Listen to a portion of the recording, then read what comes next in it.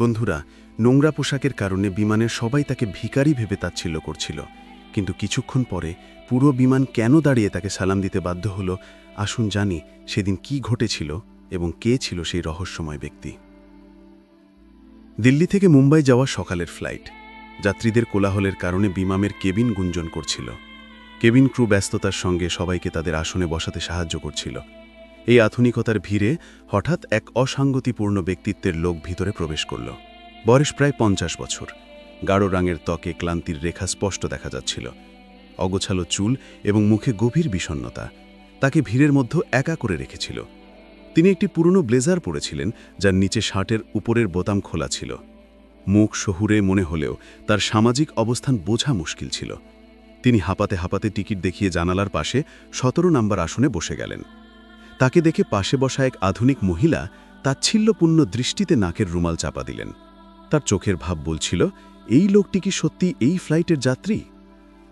একজন air hostess Suhani দূর থেকে তাকে দেখছিল।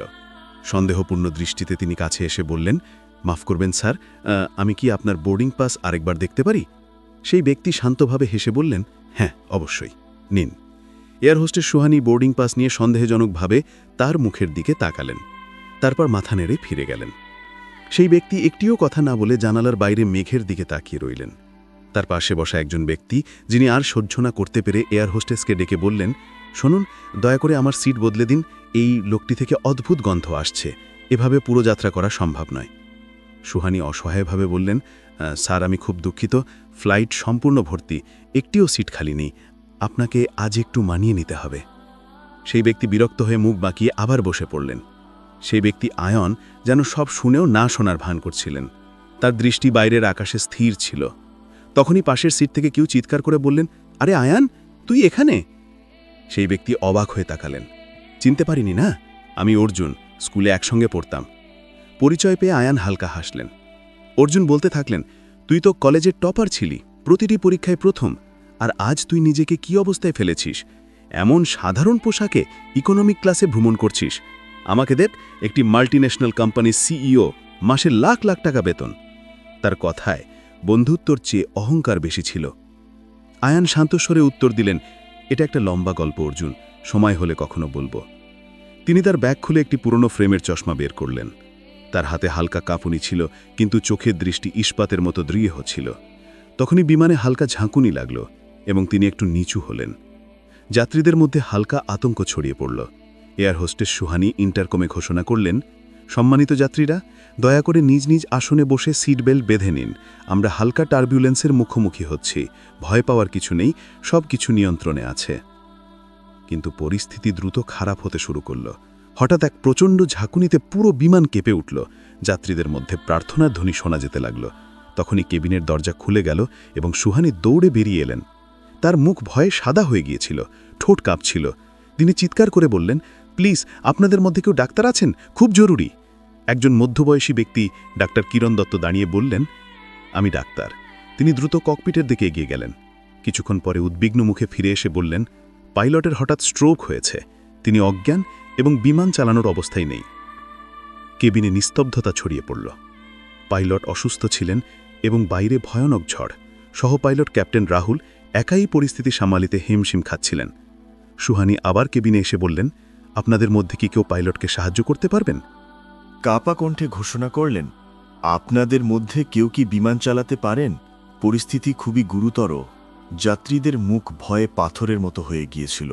যখন মৃত্যু এত কাছে আসে, তখন কোনো পথ খোলা থাকে না। ঠিক তখনই সেই শান্ত এবং বিষণ্ণ ব্যক্তি আয়ান হাত তুললেন। তার চোখে এখন আত্মবিশ্বাস ঝলকিছিল। পাশে বসা অর্জুন চিৎকার করে বললেন, আয়ান, তুই প্লেন চালাবি? তুই তো আমাদের সবাইকে মেরে ফেলবি, অন্য কাউকে খুঁজে নাও। বাকি যাত্রীরাও আতঙ্কে বিরোধ করতে লাগলেন। এই ভিখারির মতো লোককে প্লেন চালাতে দেবে? এর চেয়ে ভালো কেউ নেই। সোহানি দ্বিধাগ্রস্তভাবে জিজ্ঞাসা করলেন, স্যার, আপনি কি সত্যিই বিমান চালাতে পারেন? আয়ান স্থির দৃষ্টিতে উত্তর দিলেন, হ্যাঁ, আমি জানি। শেষবার 10 বছর আগে চালিয়েছিলাম, তবে চেষ্টা করতে পারি। তার শান্ত কণ্ঠে এমন কিছু ছিল যে সবাই চুপ হয়ে গেল। ককপিট থেকে ক্যাপ্টেন রাহুল চিৎকার করে বললেন, যদি এই ব্যক্তি অভিজ্ঞ হন, তাহলে তাকে তাড়াতাড়ি পাঠান, আমি একা সামলাতে পারছি না। আয়ান দাঁড়ালেন। তার চলার ধরনে এখন দৃঢ়তা ছিল, তার হাঁটার ভঙ্গি বদলে গিয়েছিল, প্রতিটি পদক্ষেপেই আত্মবিশ্বাস ঝলকি ছিল। তিনি ককপিটে প্রবেশ করলেন এবং কন্ট্রোল প্যানেলের দিকে একবার তাকালেন, তারপর হেডসেট পরে কন্ট্রোল টাওয়ারের সঙ্গে যোগাযোগ করলেন। দিল্লি কন্ট্রোল, আমি ক্যাপ্টেন আয়ান মেহরা, ওরফে ভিকি। আমাদের পাইলট অসুস্থ, জরুরি অবতরণের অনুমতি চাই। ক্যাপ্টেন ভিকির নাম শুনে সহ পাইলট রাহুলের চোখ বিস্ময়ে বড় হয়ে গেল। এই নাম বিমান চলাচলের জগতে এক জীবন্ত কিংবদন্তি ছিল। ২২ বছর আগে এক ভয়ানক ঝড়ে ৩১২ যাত্রীর বিমানকে একা নিরাপদে অবতরণ করিয়েছিলেন এই ব্যক্তি। তখন তার বয়স ছিল মাত্র ২৮ বছর, কিন্তু ১০ বছর আগে একটি যান্ত্রিক ত্রুটির কারণে তাকে সাসপেন্ড করা হয়েছিল। সেদিন তিনি বলেছিলেন, আমার অপেক্ষা শেষ হবে। এই খবর কেবিনে ছড়িয়ে পড়তেই যারা কিছুক্ষণ আগে আয়ানের অপমান করেছিল তাদের মুখ লজ্জায় লাল হয়ে গেল।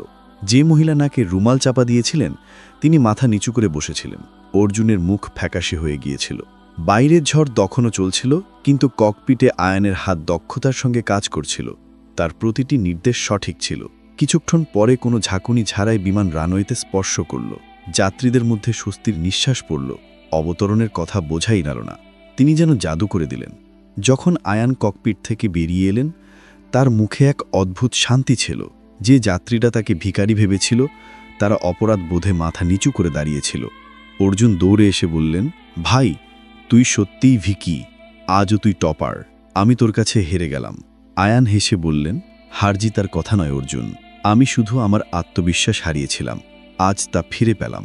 একজন এয়ারলাইন্স কর্মকর্তা রমেশ ভিড় চিরে এগিয়ে এলেন এবং মাথা নিচু করে বললেন, স্যার, আমরা আপনার ফ্লাইট পারফরমেন্স লাইভ ট্র্যাক করেছি। আমাদের বোর্ড আপনাকে ফিরিয়ে নিতে চায়। আয়ান আকাশের দিকে তাকিয়ে শান্ত স্বরে বললেন, তারা আমার চাকরি কেড়ে নিয়েছিল, কিন্তু আমার সাহস কেড়ে নিতে পারেনি। এই কথা শুনে কোনো নির্দেশ ছাড়াই বিমানের সব যাত্রী একে একে দাঁড়িয়ে গেলেন। করতালি আর সম্মানে পুরো কেবিন গুঞ্জে উঠল। যিনি কিছুক্ষণ আগে তাচ্ছিল্যের পাত্র ছিলেন তিনিই আজ আকাশের সত্যিকারের নায়ক হয়ে উঠলেন। সবাই মিলে সেই কিংবদন্তিকে সালাম জানালো, কারণ সত্যিকারের যোগ্যতা কখনো পোশাক বা বাহ্যিক রূপে প্রকাশ পায় না। বন্ধুরা, গল্পটি কেমন লাগলো অবশ্যই জানাবেন, এবং আপনি কোথা থেকে দেখছেন। গল্পটি পছন্দ হলে লাইক, শেয়ার এবং চ্যানেলে সাবস্ক্রাইব করতে ভুলবেন না।